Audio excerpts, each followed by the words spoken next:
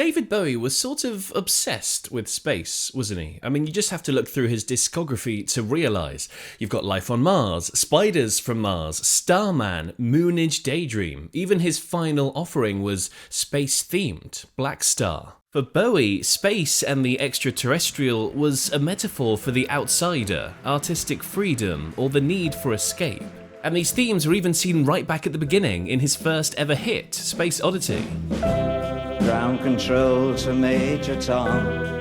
But did you know the story behind Space Oddity is quite strange? It took 6 years for it to reach #1 in the UK. It was originally written as a duet, and Bowie was inspired to write it after going to the cinema stoned. So what is the full story behind this song? And if you love delving into music history like I do, make sure to subscribe and join our pack. If you're watching on a TV, press pause, press up on your remote and subscribe. Easy. Let's go back to 1967. A 20-year-old David Jones was desperately trying to become the next big British pop star. He released his debut album in June of that year, David Bowie. He changed his name, by the way, to avoid confusion with Davy Jones from the Monkees. Despite some promising reviews from critics, the album flopped. It didn't even break the top 100, and his singles didn't do any better either. And less said about the Laughing Gnome, the better.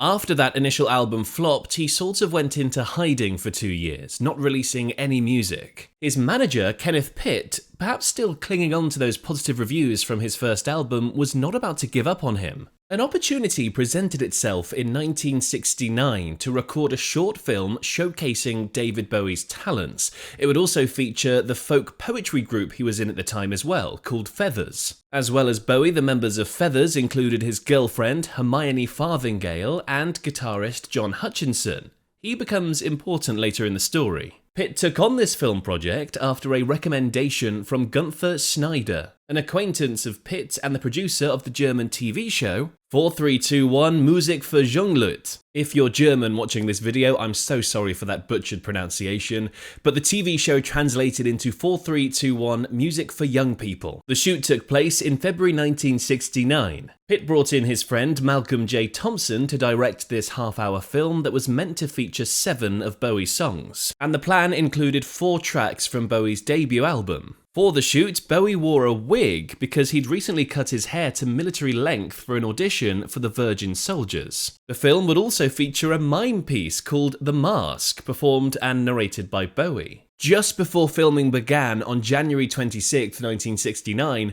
David Bowie added another newly written song to the mix, Space Oddity. The project ended up costing more than Pitt had expected, and he butted heads with Thompson over creative differences. Particularly Thompson's push to make the Space Oddity sequence, featuring Bowie as both ground control and Major Tom with Space Maidens, more provocative and risque. Despite the monumental effort they put into it, they couldn't find any buyers for the film, and so they shelved the project indefinitely. By 1984, Bowie's global stardom was at its peak, and the rising popularity of home video prompted Pitt to revisit his earlier work. He reached out to Polygram, who released the film on VHS that May. The film was called You Til Tuesday, and it gave the world their very first glimpse into the first public version of Space Oddity. And this version is a far cry from the grand production that would later define the single. This is ground control to Major Tom.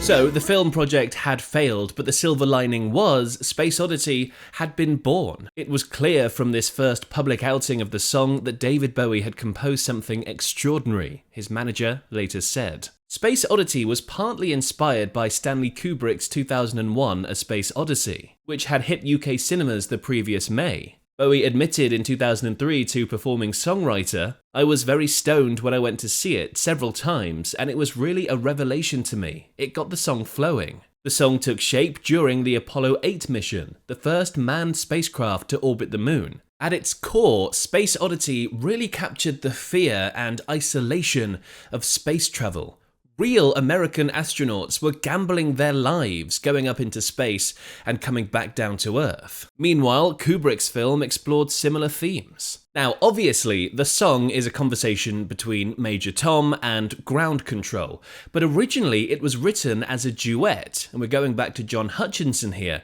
He was supposed to take on the role of Ground Control, while David Bowie would play Major Tom. Sometime in late 1968, Hutchinson and Bowie demoed some songs, recording them in the apartment David shared with Hermione. Space Oddity was one of them. He said, "This song here and we have two parts. You're going to be Ground Control and I'm Major Tom." So it was a song for a duo right from the start. He did have this kind of vaguely Simon and Garfunkel idea, that I would be the guitar player and harmony singer. Now, the original demo recordings feature an acoustic guitar, two voices, Bowie's and Hutchinson's, and a new musical toy for children that had been released, a stylophone played by Bowie. Ground control to Major Tom.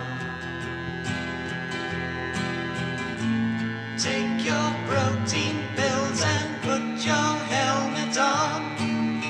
Some of the lyrics are different too, but the overall structure and tone of the song is definitely there right from the beginning. Now, as the Love You Till Tuesday film didn't go anywhere, it meant that Bowie was free to re-record his song for his new label, Philips. On June 20th, 1969, he headed to London's Trident Studios to create a new version. It was produced by Gus Dudgeon, and this marked the first time they'd worked together, and they'd go on to be longtime collaborators. Interestingly, Bowie's first choice, a producer he'd worked with before, Tony Visconti, passed on producing Space Oddity. He thought it was a novelty song, perhaps aimed at capitalizing on the publicity surrounding the Apollo 11 mission. Visconti did, however, produce the rest of Bowie's second album, titled, well, David Bowie, again. The single was released on Friday, the 11th of July, 1969, just 5 days before the Apollo 11 mission was due to take off. Now, you might think this timing would have been perfect for Bowie. The world was in space mode. Surely a song about space would perform incredibly well. Well, not quite. You see, the BBC initially refused to play the song until the three astronauts had returned home safely to Earth.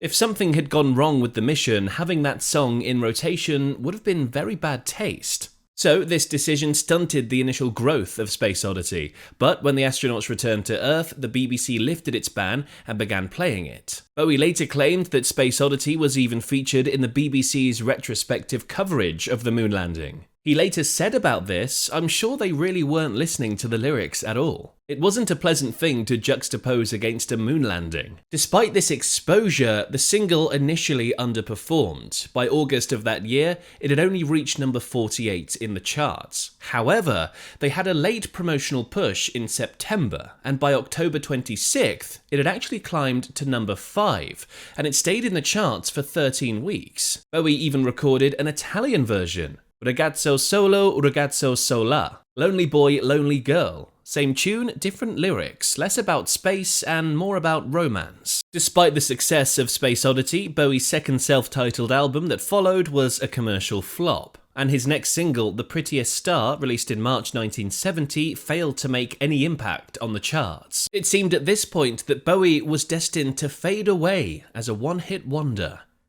Fade to black to illustrate point. And cut to. But that all changed with the release of The Man Who Sold the World at the end of 1970. The album, along with its follow-up Hunky Dory, set Bowie on a trajectory to superstardom. By 1972, he had solidified his genius with the rise and fall of Ziggy Stardust and the Spiders from Mars. Bowie's growing fame prompted his American label, RCA, to acquire the rights to his older work and reissue Space Oddity in America. To support the re-release, Bowie filmed a new promo in December 1972. The single climbed to number 15 on the US charts by early 1973, giving the song a second life across the Atlantic. Space Oddity wasn't done in its journey though. In 1975, RCA reissued a collection of archive singles from its roster as part of their Maximilian series. At the time, Bowie was deep in the chaos of recording his cocaine-fueled Station to Station album. Meanwhile, pop fans were rediscovering his older music.